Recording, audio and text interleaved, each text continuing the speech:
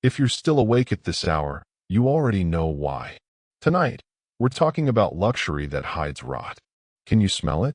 That faint, lingering scent of expensive and used cologne mixed with the chemical sterility of industrial cleaner. The smell of a lie meticulously maintained. This is the olfactory signature of the ether chamber, where the perfect vacation was merely a cover for collection. The quiet of that suite wasn't peace. It was the hush before the final, irreversible action. And while you listen, don't look behind you right now. So, before you get comfortable, take a moment to like the video and subscribe, but only if you genuinely enjoy what I do here. Let me know your location and the local time in the comments. Let's share the weight of this hour. Now, dim the lights, let the silence settle in, and let's step into the dark together. The low hum of the ocean floor, that crushing, vibrational silence I described, it followed us onto the Serafina. It was the baseline frequency of our luxury penthouse suite, the ether chamber, on the Kronos deck. A space so vast and tailored it felt less like a room and more like a stage set for a highly specific, very expensive play. Silas had orchestrated everything with impossible precision. He knew I hate overly bright lights, so the suite was illuminated exclusively by indirect, warm amber sources that clung low to the polished mahogany. He knew my favorite vintage of sauternes, which was chilling immediately upon arrival. Even the view, through the massive floor-to-ceiling panoramic glass, was perfectly framed, not the churning wake, but the unbroken, steel-gray horizon meeting the bruised sky. "It's perfect, Alara," he'd murmured, running his hand along the silk damask sofa, his eyes tracing the lines of my body as I stood by the glass. "I wanted to give you the quiet you deserve. The escape." Silas was a sculptor of realities, a financier who dealt in the abstract, the man whose hands had guided me through 2 difficult years of professional collapse. He didn't just love me, he studied me. Every shared memory, every casual preference, every minor insecurity, he cataloged and curated until the relationship itself became a masterpiece of customized affection. This was the honeymoon we'd been planning for 6 months, a 2-week drift through the isolated waters near the Arctic Circle, remote, cold, and beautiful. The first crack in the facade wasn't a loud one. It was the soft chime of a digital notification I couldn't place. It happened 2 days in. We were having the first date dinner. Pan-seared scallops, exactly as served at that small trattoria in Verona, complete with the specific background playlist Silas had somehow replicated. It was unnerving. The fidelity to the past was too high. "How do you do this, Silas?" I asked, swirling the chilled wine. "It's like you can peer directly into my history and pull out the best parts." He smiled, a gentle, understanding curve of the mouth that always settled the nervous tension in my chest. "I just pay attention, darling. That's what love is. Total focus." But total focus, I was beginning to learn, could be a synonym for total surveillance. I remember reading about the specific architectural design of these high-end cruise suites. It's a grounding fact in naval architecture that luxury cabins on modern vessels are often built using modular, prefabricated acoustic panels. These panels are designed not just for soundproofing, but also for rapid installation and maintenance access. They contain complex wiring conduits for climate control, data streams, and emergency services. In the sterile, perfect world of the Serafina, these hidden conduits represented a massive opportunity for intrusion. That night, sleep was elusive. The suite was too quiet, the darkness too absolute. I got up, restless, and moved to the sitting area. The only light was a faint, red power indicator on the high-definition sound system, mounted above the decorative electric fireplace. I caught my reflection in the deep, polished veneer of the mantelpiece. And then something else caught my eye. Not in the reflection, but on the actual mantelpiece, near the soundbar. It was almost invisible, integrated into the dark, ornamental scrolling. A pinprick of glass, convex, and incredibly small, situated at a height and angle that perfectly encompassed the sitting area, the main bed, and the door to the balcony.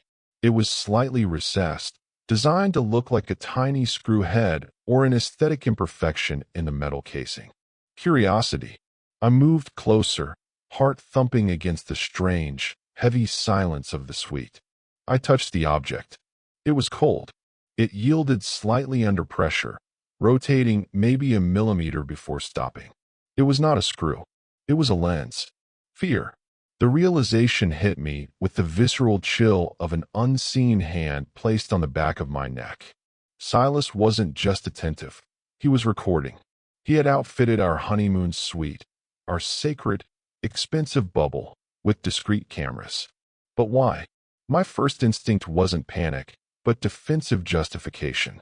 Maybe he was documenting the trip for a scrapbook? No, that was absurd. The placement was too strategic, too covert. This angle wasn't for happy memories. It was for comprehensive observation. A cold, speculative concept took hold. The idea of the archive. I remembered the recent, ugly legal battle I'd had with my former business partner, a man who tried to frame me for financial malfeasance. Silas had been my rock through that. He'd even joked about how easily people could manipulate evidence, twisting facts until the truth was unrecognizable.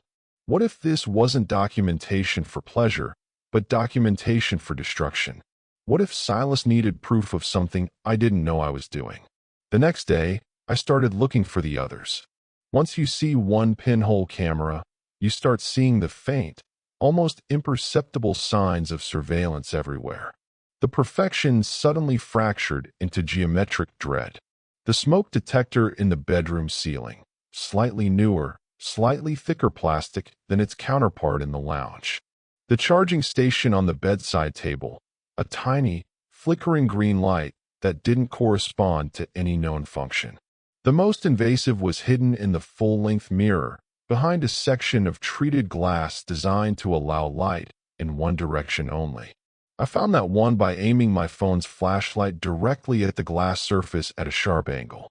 A minuscule, perfect circle of reflected light flared back at me, a sterile, unblinking eye staring out from within the reflective barrier.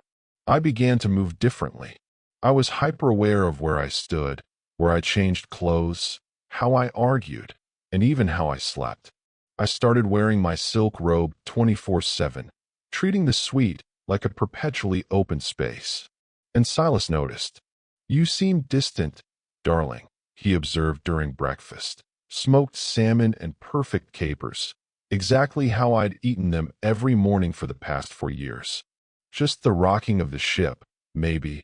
I lied, forcing a smile that felt like tearing canvas. Reflective thought.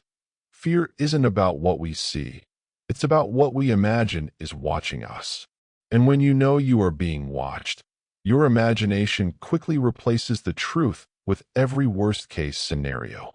The goal of surveillance is not just to collect data, but to control behavior through pervasive psychological dread. I realized I had to check my phone. Silas had bought me a new model right before the trip, claiming my old one was too slow for streaming. He'd set up all my accounts himself. In the dead of the third night, while Silas slept, a deep, unnervingly still sleep, I accessed the system diagnostic settings on the phone. It took me 30 agonizing minutes, moving with the slow, deliberate care of a professional burglar. What I found wasn't just routine tracking software. The phone was running 3 separate applications. 1. EchoGrid, a highly sophisticated GPS and location logging tool, constantly reporting my precise coordinates. Standard, perhaps, but intrusive. 2. Mood Metrics, a behavioral analysis application linked to the camera, microphone, and keyboard input. It logged key emotional indicators, voice stress levels, typing speed variations, and facial microexpressions analyzed via the front camera. 3. The Void Lock. This was the terrifying one. It wasn't installed on the phone, but running in the deep operating system kernel. I could only see its footprint, a dedicated, encrypted uplink that seemed to be communicating locally with the suite's internal network. It was the key to the ship's digital infrastructure. The phone wasn't a tool for connection, it was a leash. The entire suite, the perfect, isolated paradise, was a high-tech psychological prison designed to capture every flicker of my mental state. Why would he invest this much energy? Why document my life so intensely? The answer came to me with the swift, cold clarity of horror. He wasn't archiving our life. He was collecting leverage. If the romance was a performance, the surveillance was the evidence he needed to prove I was unstable, irrational, or dangerous, all to serve some massive, terrifying goal. He was preparing to rob me, not just of assets, but of my sanity and credibility, long planned and executed here, in the middle of the dark, indifferent sea. I began my counter-surveillance, playing the role of the devoted, slightly spacey fiancé. I faked arguments with myself in the mirror. I typed angry emails I never sent. I started acting vaguely confused about simple things, feeding the mood metrics algorithm exactly what Silas seemed to be hunting for: signs of mental deterioration. The camera, hidden in the reflection, swallowed the lie whole. But the recordings weren't the whole story. The perfection of the trip was a facade for something far more insidious and physical. There was a constant fatigue, a mental dullness that seemed to have settled over me since we boarded. I attributed it to the sea air, the constant gentle rocking, the rich food. But then I thought of the daily evening ritual, Silas bringing me tea. Always chamomile. Always prepared personally by him, just before bed. I remembered the slight, almost metallic aftertaste I always dismissed as the peculiar flavor of the ship's purified water. That night, Silas brought the tea. I watched him across the small table. He turned away, momentarily, to admire the darkness of the sea through the glass, his back to me. The flicker of movement was subtle, instantaneous. A small, white pill dropped from his palm, crushed expertly into the liquid with the silver spoon before he quickly stirred and presented the cup. "Drink this, Elara," he said, his voice soft, hypnotic. "It will calm the nerves." Horror/awe. This wasn't about property or money alone. This was control engineered at the molecular level. He was medicating me. The cameras were there to record the effects of the drugs, the confusion, the disorientation, the slow slide into dependency. I accepted the cup, my hand trembling slightly.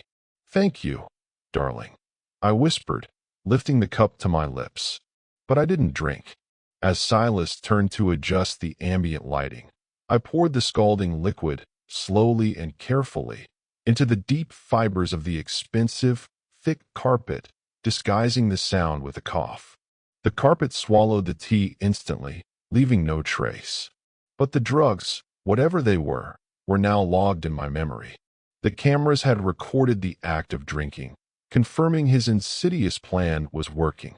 I was awake, sober, and trapped in a moving technological prison, watched by the man who had promised me forever. The perfection of the Kronos deck was just the gilded cage. The low hum of the deep was not the sound of the ocean, but the sound of the systems running, recording, waiting for me to break. The real nightmare was just beginning. The synthetic calm of the benzodiazepines, or whatever soft, subtle poison he was administering, was gone. The immediate chemical dullness was replaced by a clarity that felt like razor wire inside my skull. I had to maintain the act, the slightly spaced out, perpetually fatigued, perfect victim. Every morning, I pretended to wake up groggy, relying on my memory of the previous night's surveillance footage, the mood metrics data log, which I could only speculate upon, to gauge how convincingly I was playing the role of the dependent, pliable fiancé. The realization that Silas was systematically trying to turn me into an amnesiac echo of myself, a personality blank slate, sharpened my resolve. I had to understand the ultimate goal of the system he had built around me. It wasn't just about financial theft, though that was clearly the blueprint for the divorce. It was about total, ongoing ownership. One of the curious anomalies I noted early on was the suite's control panel. The ether chamber was supposed to be fully customizable via a central tablet. Temperature, lighting, music, even the opacity of the panoramic glass. But the door lock control was oddly rudimentary. A simple lock/unlock button, manual deadbolt access, and a keycard slot. There was no panic override, no emergency call feature integrated into the digital interface, only the standard corded phone by the bedside. It's a foundational principle of modern security architecture that redundancy is built into all critical systems. Yet, the digital key to the suite seemed deliberately stripped down. This wasn't standard cruise ship safety. This was tailored containment. Silas, still oblivious to my newfound sobriety, began to escalate the behavioral control, testing the limits of my fabricated dependency. "Alara, I think you misplaced your jacket again," he'd say gently, pointing to the closet where I knew I had hung it moments before. Or, "Didn't we agree yesterday that the blue shirt looked better on you?" His tone was never demanding, only concerned, suggesting my memory was failing, my judgment slipping. The mood metrics program was running constantly, and I became obsessed with disrupting its data flow. I started humming incessantly, changing my vocal pitch randomly, and expressing inappropriate bursts of laughter, actions designed to confuse the system's stress detection algorithms. I also began moving objects, deliberately scattering my belongings, and then replacing them, making it look as though I was struggling with spatial memory and organization. Curiosity. I needed access to the heart of the system, the device receiving all the feeds from the myriad hidden lenses and microphones. The sheer volume of data, from the suite's 4 cameras, my phone's tracking, and the behavioral analysis, had to be centralized somewhere. I guessed it was in the one place Silas guarded most fiercely, his briefcase. It was an obsidian black hard case, always locked, always placed beneath his side of the king-sized bed, only coming out when he needed to check his work emails, a process he conducted with intense focus, his back to me, the screen angled away. On the 5th day, he left the suite for a shore excursion at a remote Icelandic port, a photography tour he knew I was too fatigued to attend. He even joked about my need for rest, cementing the narrative of my increasing frailty. The moment the lock clicked, my internal clock started running. I checked under the bed. The briefcase was gone. He had taken it. Panic seized me, sharp and cold. Had he left a decoy? Had he anticipated I would search? I searched the entire suite, checking every drawer, every panel, every decorative box. Nothing. I returned to the bed, collapsing onto the silk duvet in frustration, and that's when I noticed it. A small, almost invisible scuff mark on the baseboard, hidden by the bed skirt. I pulled the skirt up. There was a tiny, recessed keyhole, not for the briefcase, but for a panel in the wall. I rummaged through Silas's clothes, his travel wallet, his toiletry bag. He wasn't the type to use an obvious key. He favored digital or biometric locks. Then I remembered a conversation from months ago, during a security upgrade at his corporate office. He had laughed, describing the absurdity of physical keys in a digital age, mentioning that his emergency keys were always disguised as something entirely unrelated. I found it in his DOP kit, a heavy, brushed steel keyring fob shaped like an old-fashioned corporate logo, a stylized S, that looked like cheap promotional merchandise. It wasn't a fob, it was a master key. The key slid into the recessed slot with a whisper. I turned it, and the section of the polished mahogany wall next to the bed slid open, revealing a shallow alcove.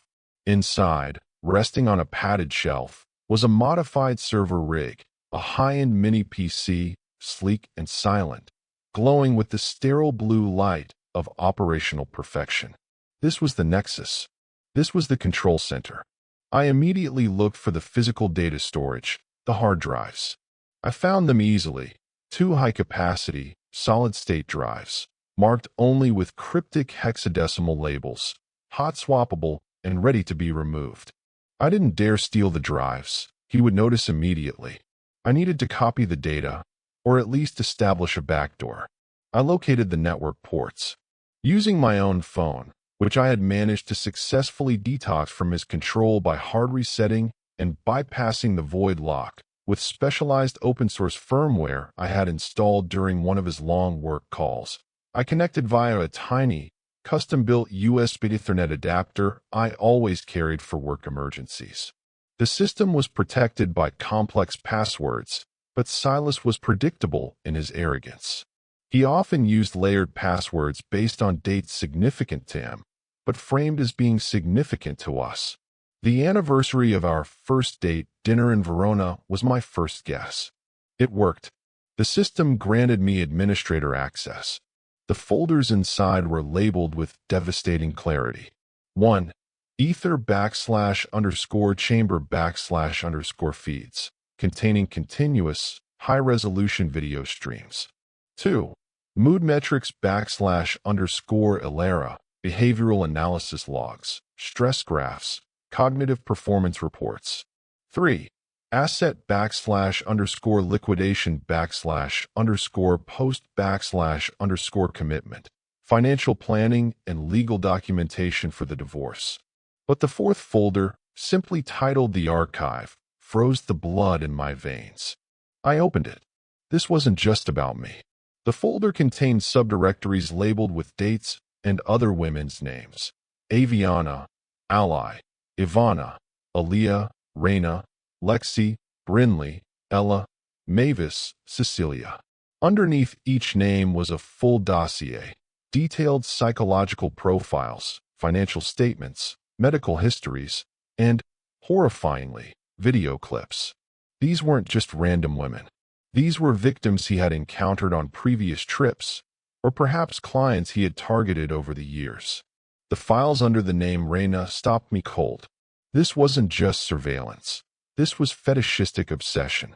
The files cataloged years of meticulous collection, photos of strands of hair stored in tiny, labeled vials, manicured nail clippings preserved in resin, logs detailing the exact coordinates of where specific articles of clothing were discarded. It was a digital altar, a chilling manifestation of a speculative concept, the cult of the owned goddess. Silas didn't just want possession. He wanted worship, total and consuming, and he saw his partners not as equals, but as divine objects that needed to be completely controlled and archived. He had a wife-worshipping disorder, expressed through this meticulous, invasive documentation. I scrolled down to my own subdirectory, Ilera / ether / Chronos. In addition to the current suite footage, there was a detailed log, a digital ledger, chronicling every interaction, every intimate moment, every manipulated conversation, dating back to the day we met. The most damning piece of information was in the final folder, marked Endgame Protocols. It wasn't a traditional murder plan. It was a legal blueprint. The videos and mood metrics reports were meant to serve as evidence of my deteriorating mental health, my instability, my supposed inability to manage my own affairs. The plan was not to kill me immediately, but to have me committed upon our return, utilizing the stored videos as irrefutable proof of my madness, thereby securing total control over my assets and eliminating me as a functional, independent person, a lifetime captive, entirely dependent on his care. I worked quickly, installing a remote access shell deep inside the operating system of the mini PC, disguised as a common system driver update. This shell would give me external access to the footage and logs once I was off the ship, regardless of the password. As I closed the panel, securing the lock with the S-fob, I caught myself looking at my reflection in the polished wood. My eyes were wide, but steady. I was no longer the confused, fragile woman he was trying to create. I was the silent, technical counterpredator, the spy who had breached the fortress. The lock clicked shut just moments before I heard the distant scrape of the keycard in the suite's main door. Silas was back early. I scrambled back into bed, feigning deep sleep, my heart hammering against the memory of the names in that archive. Aviana, Ally, Reyna. They were not warnings, they were blueprints. I had not just found the evidence of my own pending destruction, but the terrifying pattern of his past victims. I felt the immense weight of the ocean outside the glass, and the far heavier weight of the secrets now residing in my own mind. He had locked me in, but the true confinement was the knowledge I now held. Silas entered the ether chamber, bringing with him the sharp, metallic tang of the Arctic air and the unsettling cheerfulness of a hunter returning to his trap. He placed his wet parka neatly on the valet and moved to the bed, stroking my hair with the casual, possessive touch of someone checking the status of a valuable possession.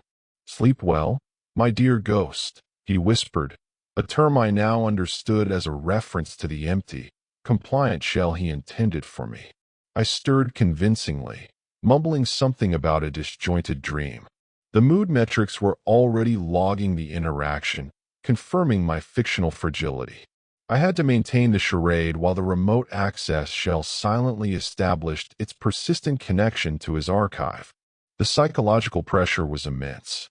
I was living in a state of suspended animation, every gesture a calculated performance, every conversation a high-stakes interrogation.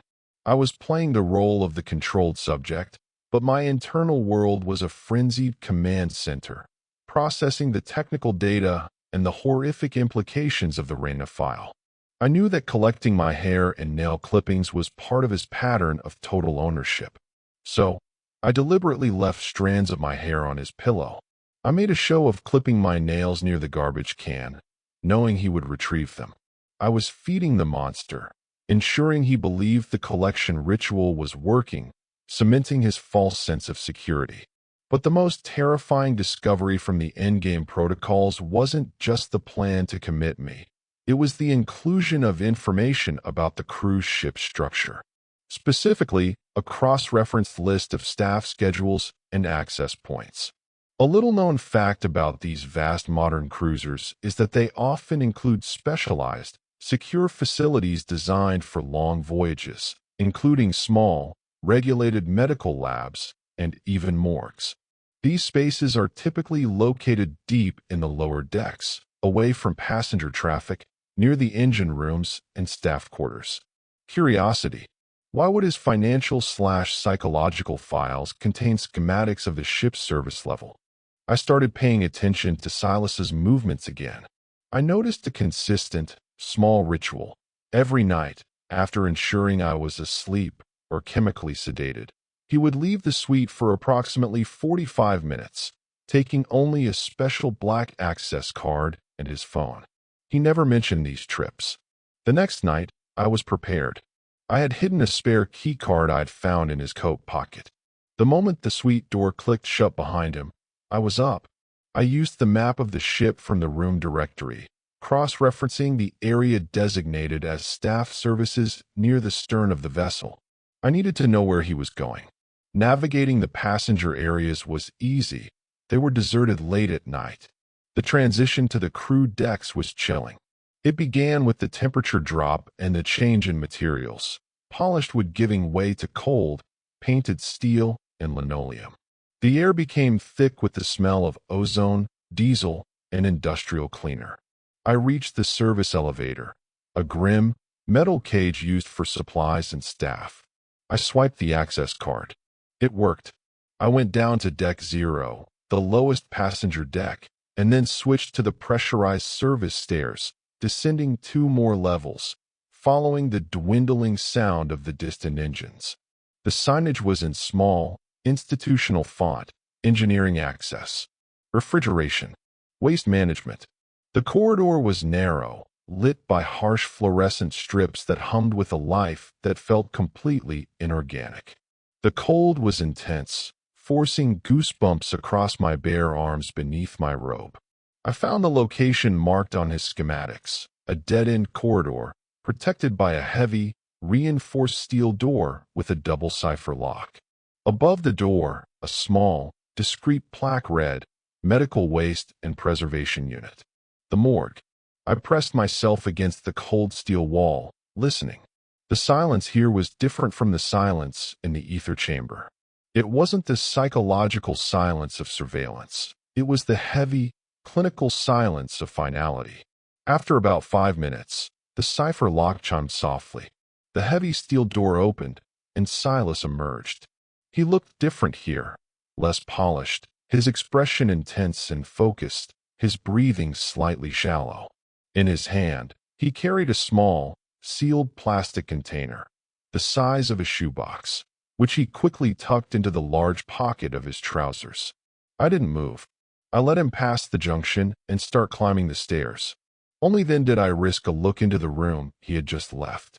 The door was heavy but didn't latch immediately. It was held slightly ajar.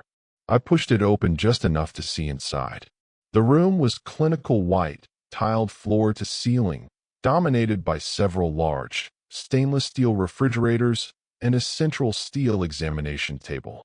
The air was frigid and smelled strongly of disinfectant and something else, something metallic and faintly sweet, like ozone and blood. On a side shelf, amidst surgical gloves and chemical sprays, I saw a specialized collection of tools that no passenger, and certainly no ordinary morgue worker, should have access to. There were large, military-grade body bags, rolled and sealed. There was a coil of thick, non-conductive rope. And worst of all, a kit containing items clearly intended for rapid, discreet disposal. Chemical accelerants, heavy weights, and a specialized suture kit used for sealing wounds or objects. Speculative concept. Silas was not just a financier and a predator.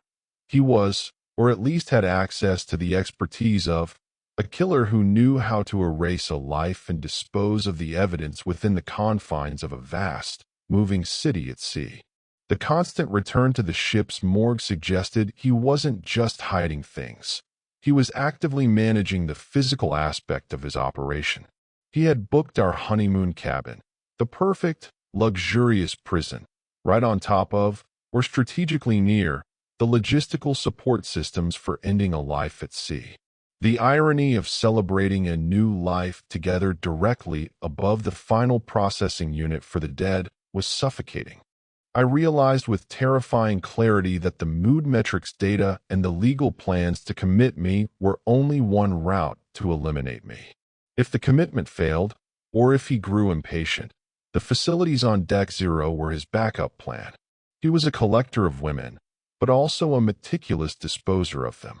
This was the dark underbelly of the perfection he had manufactured. I retreated, using the service stairs, every sound magnified in the vast, echoing metallic corridors.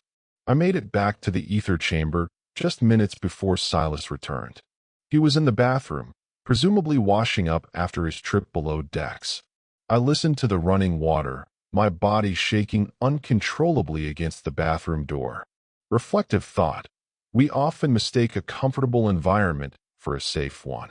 Silas's entire modus operandi was to use luxury and isolation as a method of psychological anesthesia, ensuring that by the time his victim realizes the danger, they are already too far gone, too weakened, or too deeply submerged in the sensory perfection to fight back.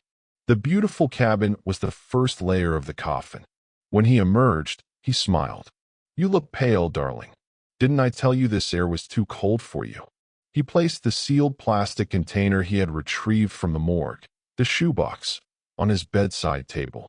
"Just some medication for my chronic headache," he explained, noticing my gaze. I knew he was lying. Headache medication doesn't come in refrigerated morgue containers. That night, I didn't drink the tea, but I didn't fake pouring it out either. I let it grow cold on the nightstand, claiming I was too nauseous. Silas looked subtly disappointed, but didn't press the issue. The systems were already recording my instability, the mood metrics charts likely showing a slight dip in cognitive function. The drugs were redundant now. The psychological control was taking root, or so he believed. I lay awake, listening to the vast silence of the ocean and the unsettling, rhythmic breathing of the man beside me. I was the last target on a horrifying list of archived women, scheduled for either indefinite incapacitation or silent disposal into the midnight abyss. The small box on the nightstand called to me. I knew it held not medicine, but the physical evidence of his meticulous pathology, perhaps the hair and nail clippings I had fed him earlier, now preserved in some sterile medium. I also realized why he always booked the same balcony suite, or the same tier of luxury cabin: proximity to the service corps. It made the logistics of his twin operations, surveillance and eventual disposal, perfectly efficient. I needed to access that box. I needed physical evidence that could not be dismissed as the rambling of a committed patient. The digital evidence was safe on the remote shell, but physical proof would be decisive. I waited until the deepest part of the night, when the ship was entirely swallowed by the vast, black water. I slowly, painstakingly, lifted myself from the bed, moving like a phantom in the amber glow of the ambient lights. My hand hovered over the cold plastic box. The shoebox-sized container radiated a sterile chill, fresh from the cold room below. My fingers, trembling with a mixture of revulsion and desperate necessity, carefully lifted the lid. The sound, the faint, dry click of the plastic seal breaking, echoed loudly in the manufactured silence of the ether chamber. Silas's breathing remained slow and even, a mechanical rhythm that belied the horror sleeping beside me. Inside the container was not medication, and not just my hair and nails. It was a perfectly organized collection of small, sealed plastic bags and vials, each meticulously labeled with holographic stickers. The first vial was labeled RL Strands, Verona 18. Reina, the goddess victim, her hair preserved years ago. The next, LB Epithelial Tissue, June 20. Lexi, the next target on the list of archived women. And then I found my own, dated just yesterday, Ye Nail and Hair Matrix, Chronos Deck. A physical receipt of my own staged contribution to his grotesque altar of ownership. But the container held more than just trophies. Beneath the vials lay a thick, leather-bound journal, the physical ledger corresponding to the digital files in the archive. I opened it, holding my breath against the faint, clinical smell of preservative chemicals clinging to the pages. The handwriting was Silas's, elegant, precise, documenting his conquests with the dispassionate tone of a scientist charting an experiment. The ledger confirmed the chilling truth of the other names on the digital files.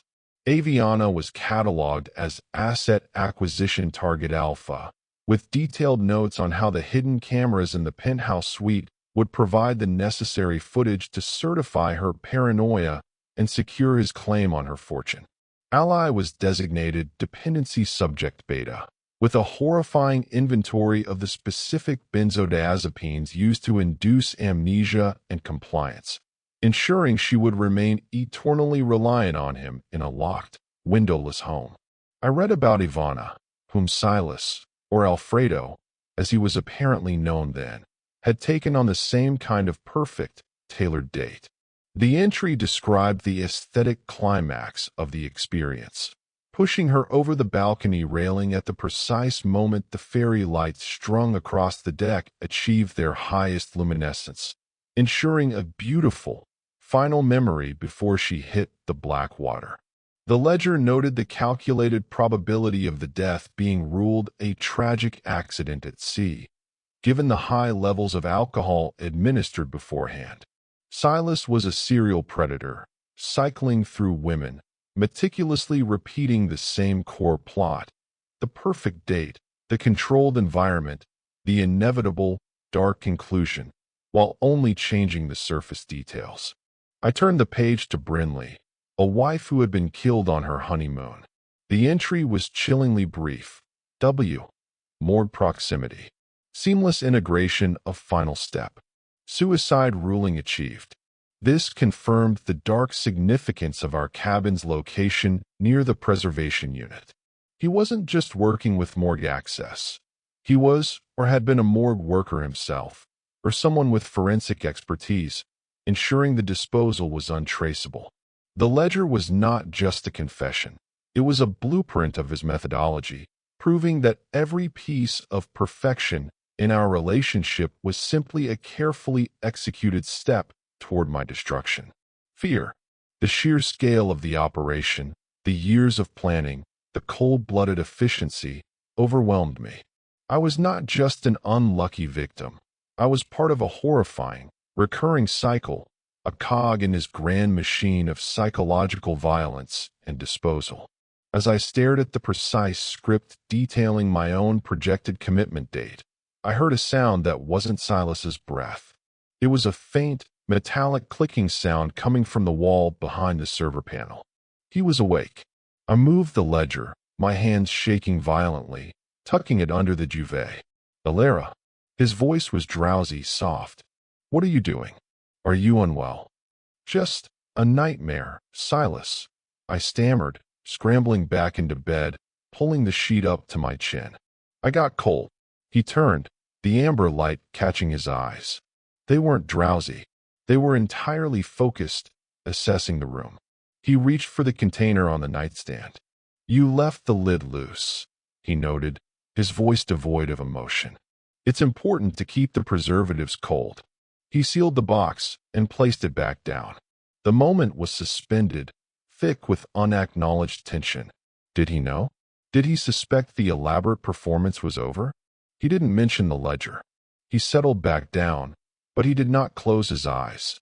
He lay there, staring at the ceiling, radiating a chilling, waiting patience. I realized I couldn't wait until we disembarked. I couldn't risk the possibility of him recognizing the remote shell I'd installed or finding the ledger before I could escape. The climax had to be now, while we were isolated, while I still had my sobriety. I needed to gather the evidence and trigger the escape sequence immediately. The next morning, the tension was unbearable. Silas was overtly attentive, pouring my juice, buttering my toast. His smile was wider, his affection more suffocating. He was watching me closely, probably cross-referencing my subtle facial micro-expressions against the mood metrics data. I had to play the ultimate role, the collapse. I began to describe an elaborate, nonsensical delusion about the ship's crew being replaced by robotic duplicates. I spoke with frantic, wide-eyed earnestness, pointing toward the panoramic window at the cold, empty sea. "Silas, look. They're not real. Their eyes are dark, the way they move." He listened, calm and attentive. "Oh, Alara," he said, his voice laced with the perfect amount of pity and concern. He pulled out his phone, likely accessing the system controls, and spoke into it softly. "Log acute delusional episode. Paranoia and visual hallucinations." I needed him to leave the suite, to create an opportunity to secure the ledger and the physical evidence, and to send a pre-written distress signal using the access shell. I started crying hysterically, collapsing to the floor, grabbing his expensive trousers. "Don't let them take me. The captain knows. The captain is watching through the stars." It is a documented fact in psychological forensics that perpetrators of caregiver addiction syndrome often escalate their manipulative tactics when the victim shows signs of recovery or independence. Silas wasn't just keeping me weak. He was pathologically dependent on my need for him. My current performance of total breakdown was exactly what he needed to validate his control. He needed to be the hero who managed the crisis.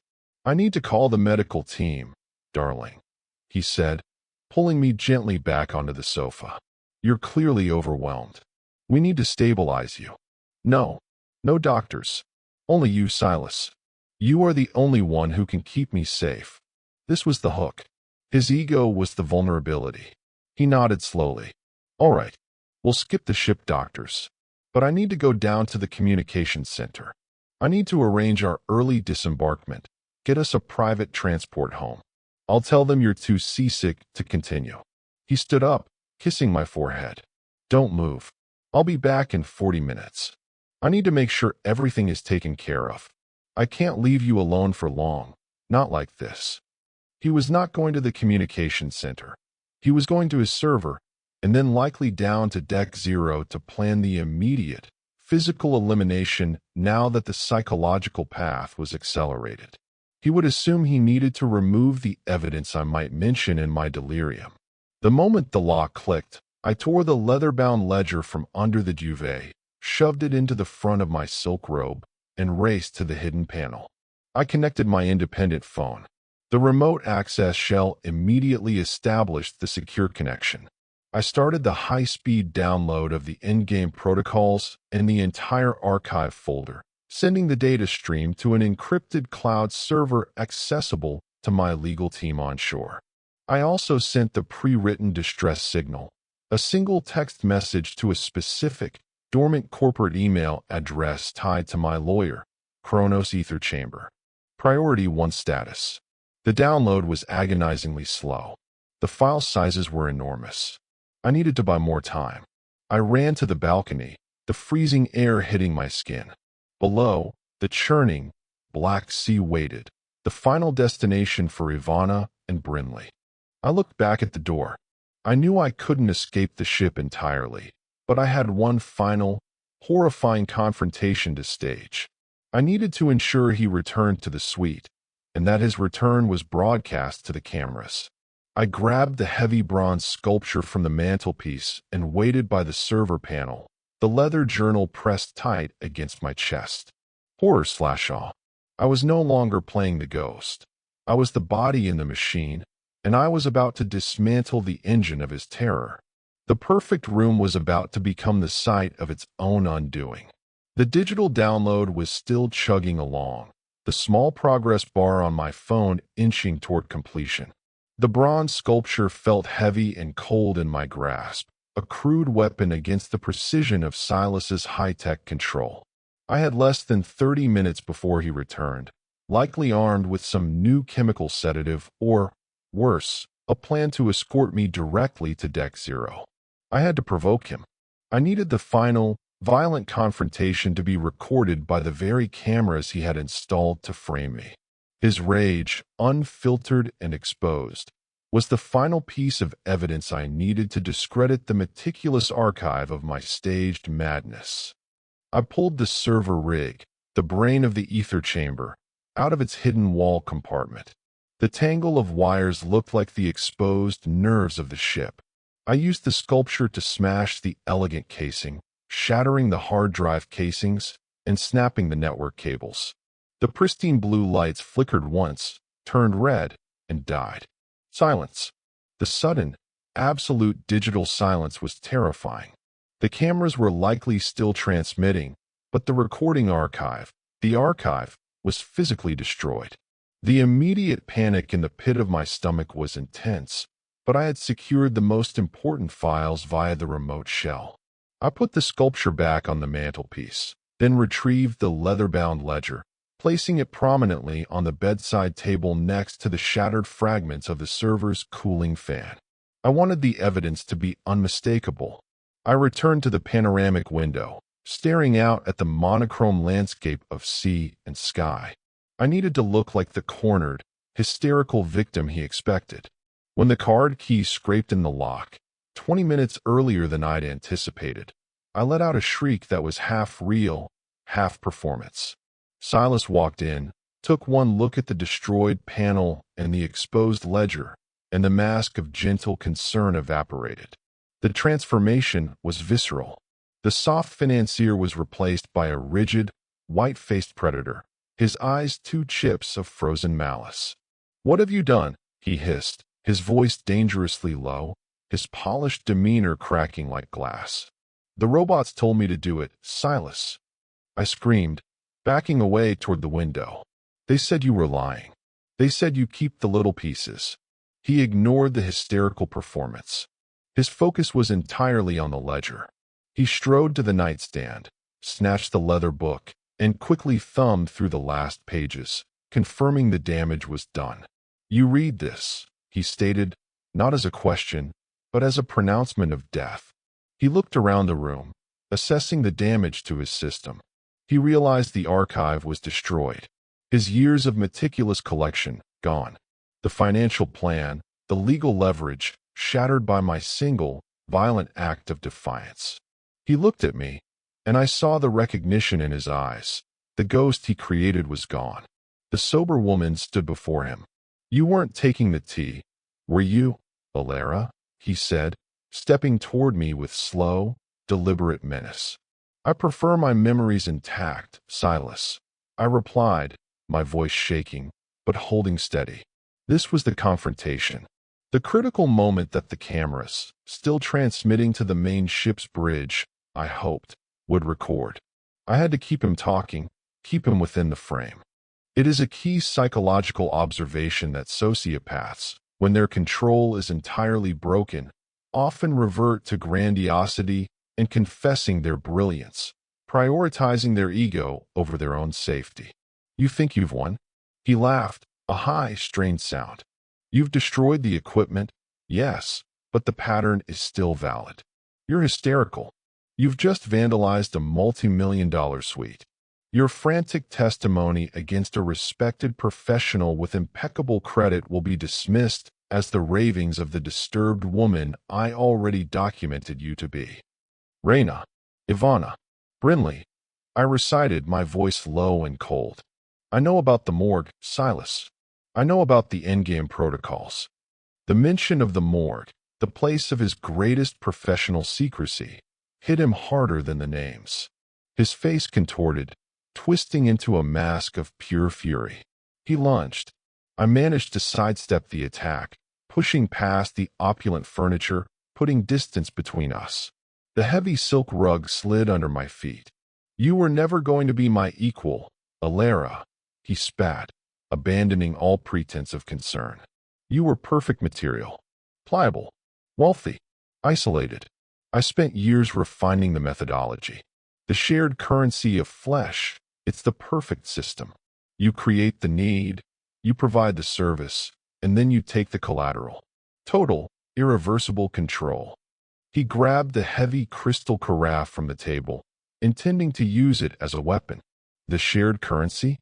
I challenged, remembering the file Mavis and Lena. Two couples, two boyfriends, sharing the victims under chemical duress. "You're not just a serial killer, Silas. You're part of a syndicate. The archive wasn't just trophies, it was a client list. You're trafficking these women, documenting their helplessness for some grotesque, shared audience." The truth, plucked from the fleeting moments I had inside his system, was a speculative concept that made his operation far more terrifying than simple murder.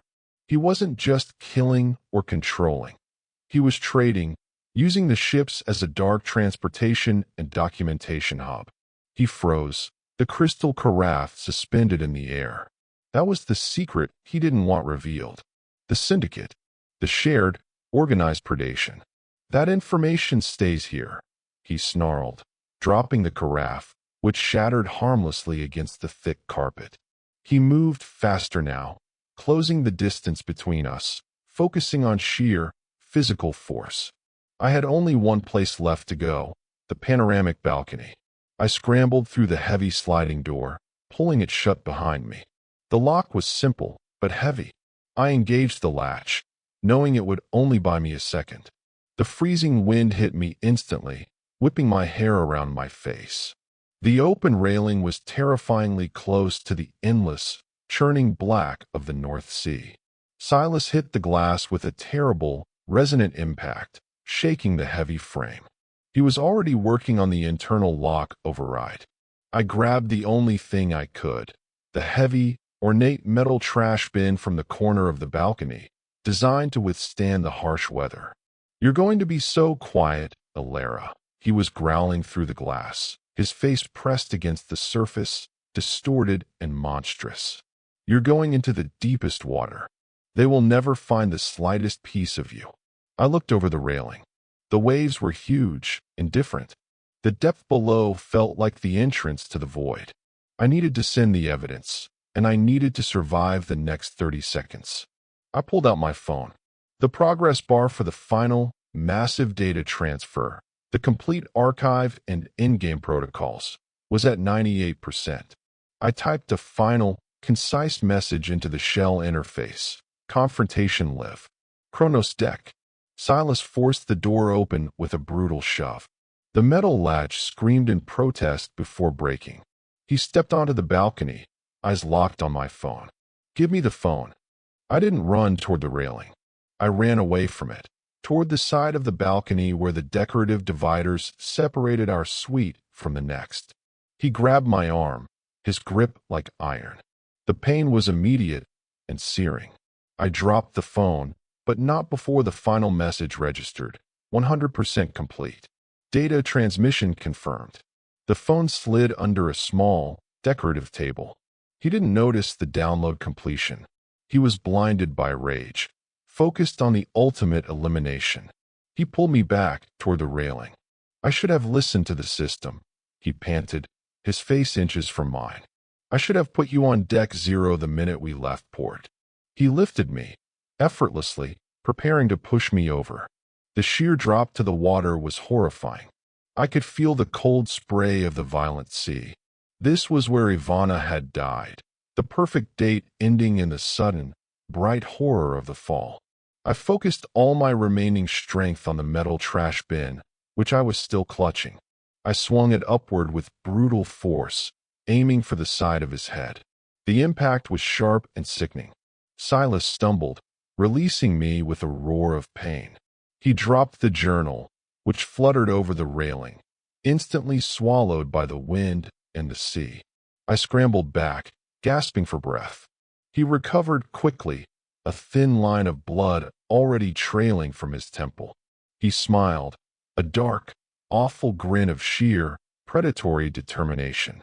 It doesn't matter, Alara. The proof is gone. It's still your word against mine. And you are raving. Reflective thought.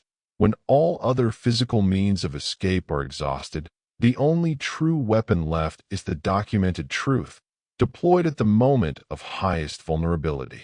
I had destroyed the container, but I knew the transmission had completed. I knew the ship's security would be reacting to the alarm I had sent via the shell. I just needed to survive the next few moments. He charged again, focused now on eliminating the threat. He crossed the balcony in 2 strides.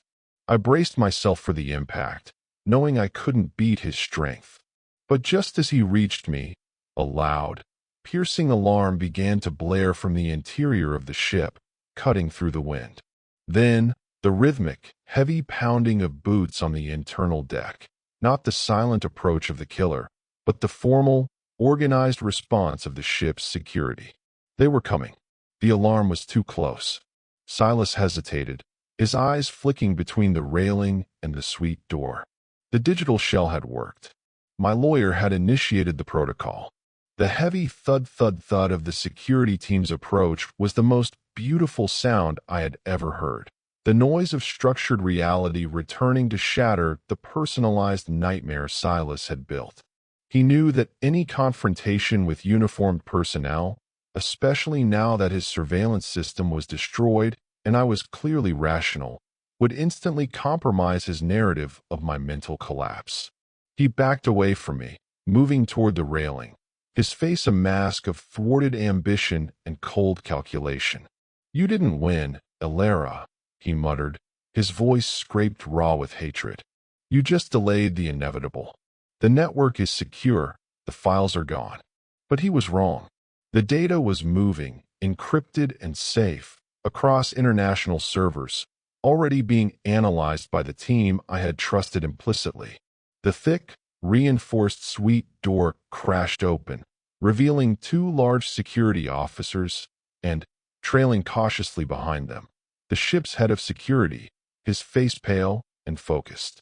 "Mr. Silas Thorne, step away from the railing and place your hands on your head immediately," the head of security commanded, his voice amplified by the enclosed space. Silas didn't run. He didn't even try to fight the officers. His sociopathic conditioning dictated that he must maintain the facade of the concerned, victimized partner for as long as possible. He turned toward the security team, his hands up, adopting the pose of the unjustly accused. "Gentlemen, thank God you're here. My fiancée is suffering an acute, psychotic break," he said, his voice returning to its smooth, concerned register. "She vandalized the suite, destroyed my work equipment, and now she's attempting to self-harm on the balcony. She's been struggling with severe paranoia and delusions for days."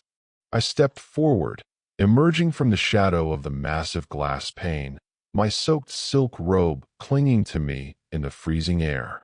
I was shaking, but my voice was clear, focused, and steady, the very antithesis of the madness he had engineered.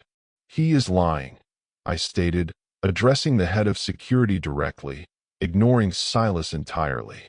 "He locked me in this suite and spent the last week systematically administering benzodiazepines to induce amnesia and mental dependence. The system he destroyed," I pointed to the shredded hardware, "contained thousands of files of evidence. Recordings of my manufactured deterioration, financial protocols for committing me, and a vast archive of his previous victims, Aviana, Ally, Raina, Brinley, all women targeted and controlled for either financial theft or physical disposal at sea." I paused, letting the names land. The head of security was a professional. He was analyzing the visual evidence: the broken panel, the terrified woman, the impeccably dressed man claiming innocence. But it was the cold rage radiating off Silas that was the most condemning evidence. "He knows how to make disappearances look like suicide. He has access to the medical waste and preservation unit on Deck 0. I continued, hitting the precise logistical detail that only an insider would know. "Check his records. Check the logs for the service stairs. He is a predator, and I have just transferred a complete, encrypted copy of his archive to mainland authorities." Silas's composure finally fractured.